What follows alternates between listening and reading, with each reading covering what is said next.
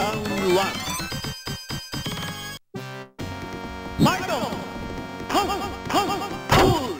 While the arcade release of Street Fighter II was undeniably integral to the fighting game boom of the early 90s, the original Street Fighter is undeniably integral to the series itself, because it was the first one.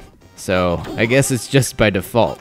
But for Street Fighter fans, it's certainly interesting to take note of this one to really appreciate how far the series has come since its debut in 1987, 4 years before its groundbreaking sequel.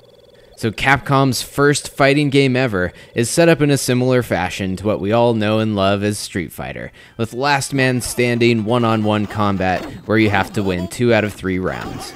The first player can play as Ryu, or the second player can play as Ken. Although the differences here are purely aesthetic, they play exactly the same, just in different colored outfits. In the one-player mode, you'll travel from country to country, battling other world warriors, some of which you might actually recognize from future games, like Gen, Birdie, Adon, and eventually you'll face off with Sagat. Yes, that's right, the giant scar on his chest happened here in the first Street Fighter tournament, with a climactic dragon punch of epic proportions.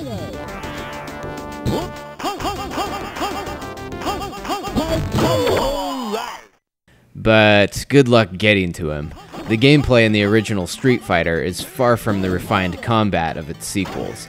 Your controls are similar, with the joystick or D-pad used for movement, and then there's 6 buttons for 3 different strengths of punches and kicks, and even the 3 classic special moves are still intact. But the control is not fluid, movement is really choppy, and pulling off your special moves is more about your button mashing skills and determination. Some fighters that you play against do require a bit of strategy, but in general, you'll do your best just spamming random attacks until you randomly pull off a Hadouken that does way more damage than it probably should.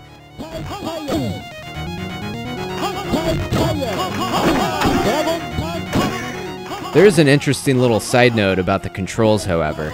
One of the original arcade versions had 2 pressure-sensitive attack buttons instead of 6 normal attack buttons, so it would actually determine the strength of your attack depending on how hard you smash the button.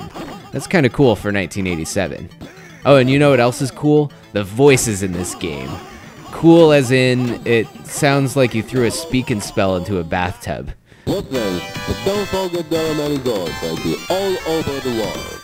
Also a bit weird. The special moves are all translated to English. Psycho Fire!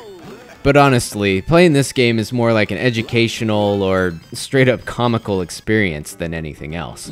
If you want to check it out, it has been ported to a variety of home computer systems, or even to the Turbo CD under the name Fighting Street. How confusing is that?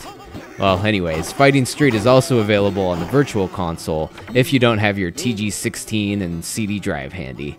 Oh, and then this arcade version is playable on a few different Capcom Classics compilations. In this case, Capcom Classics Collection Volume 2 on the PS2. You are no man for me. You've got a lot to learn before you beat me. Try and keep. So basically, this obscure and primitive fighting game classic that unleashed a massive franchise can still be enjoyed today for new and old Street Fighter fans alike. Oh, and don't forget... You've got a lot to learn before you beat me. Try and keep.